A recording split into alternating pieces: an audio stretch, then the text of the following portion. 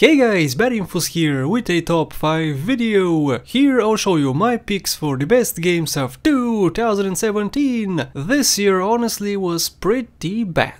Not many games were to my liking, and some popular franchises went downhill because of some bad business decisions. I'm sure that I'll redo this list in the future because I haven't played all the popular games in 2017, so stay tuned for more. After a lot of thinking, out of the 18 games I played released in 2017, here are my 5 favorite ones. A lot of this isn't going to make sense to you, and I'm sorry about that. I'm just gonna start at the beginning, with a house. What Remains of Edith Finch. A walking simulator, a genre hated by many. I'm actually a fan of it. This game is pretty unique. I wouldn't even call it a game, more of an experience. The gameplay is lacking. Pretty much all you do is walk around and listen about the stories that happened in this spacious house. Apparently your entire family dies and you are the only one left. Your job is to figure out why that is. You experience each story from the person's point of view. Some stories are told in a cartoony manner, others are spooky, unrealistic and weird. Why is it down here on number 5? Well, because the ending is a big letdown. Don't worry, I won't talk about it, just know that you should be prepared for disappointment. Otherwise, overall the game is one of a kind, has beautiful aesthetics, interesting characters and great soundtrack. Never forget this weekend, Dad. Crime is out of control. Cats are missing, and townspeople are being victimized. Oh, hey! Who pooped on my porch? What's going on with you? Whoa! Whoa! South Park, The Fractured Butthole. Yes, it's called Butthole, and that's what you need to expect from this game. Crude, stupid, offensive and childish humor. The game is no stranger to fart jokes, yo mama jokes, fat shaming, Nazi propaganda.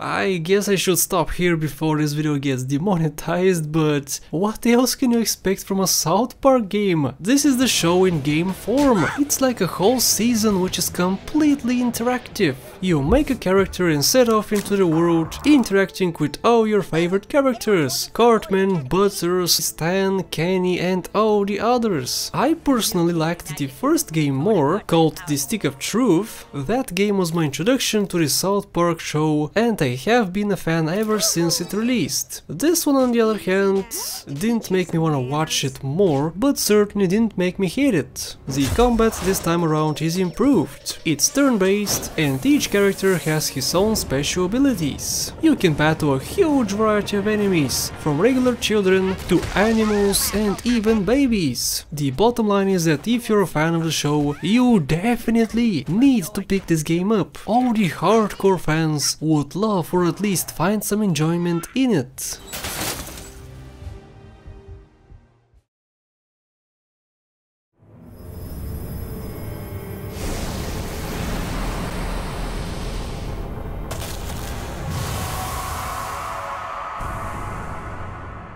Hollow Knight. Oh man, where do I begin? I'll start by saying that this is, I think, by far the only side view game with the most content. Well, apart from Terraria, I guess. I won't even call it a platforming game per se. Sure, there are platforming puzzles in it, but it's not what it's about. There's a story and so much lore. I'm telling you, if you search around for Hollow Knight lore, you would find more results than you would for Skyrim. It's ridiculous how much lore of it there is. I actually spent more time reading about it than actually playing it.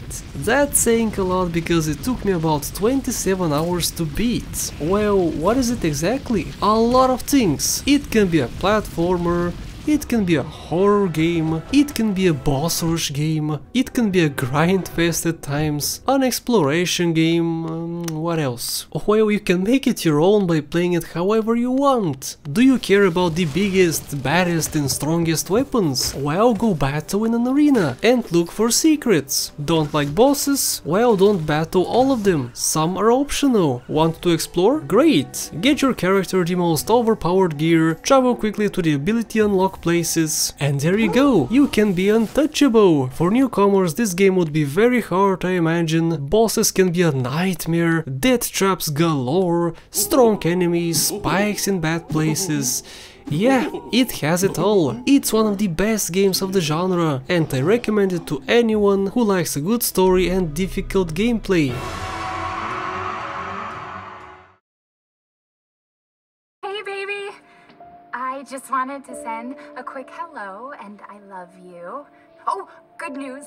I'm gonna be coming home soon, yay! Resident Evil 7 Biohazard. One of the very few horror games I have ever enjoyed. I'm not a fan of horror. I'm fine with gore and decapitations, but horror, especially one with jump scares, is definitely not for me. Not because I'm afraid, but because I find it annoying. Resident Evil takes everything I hate about horror games. Things such as jump scares, tedious and slow walking, darkness, and just throws them away in the trash can. This is something else, guys. It revolutionizes the genre. For years I have been searching for horror games with actual plot and a good story, and this is the only one I found. It's also the first Resident Evil game I've played, so hopefully the rest are at least okay. In 7 you play in first-person mode. The game is separated into sections and levels. You are in a huge house, on a ship, in a locked room, and so on. All spooky places in their own way. The only gripe I have with the game are the enemies. They are all the same and easy to dispose of. Other than that, I love exploring and running away like a pansy when I see a scary guy on my screen.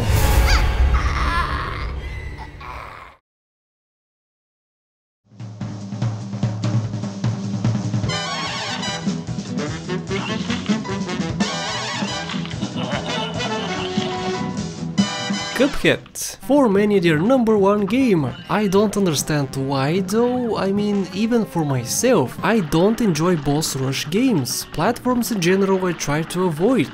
I guess it has to do with the amazing art style, but even with that said, I wasn't a 60s kid. I didn't watch cartoons with such art style as the game, so I hold no nostalgia for it. Well, that aside, I found the game incredibly fun. As stated before, it's a boss rush game with a teeny tiny bit of exploration. Each boss is entirely different and makes you play in a completely unique way. At first when I played it, I tried out a few bosses, couldn't pass them, and deleted the game never to play it again. Well, after reading so much praise, in the following weeks I said, whatever, one more try. That was the brightest idea I had that year. I don't regret it for a second. Once I got the hang of the controls, the game became such a pleasure to play. I usually avoid hard games and almost always play on easy mode, and that's why I dismissed it so quickly. But this was one of the few games which got me out of my comfort zone and helped me change my playstyle. I had a fantastic experience. I completed it twice and even made a walkthrough on it. It won't stop there, another playthrough is on the way, because that's how much I love Cuphead.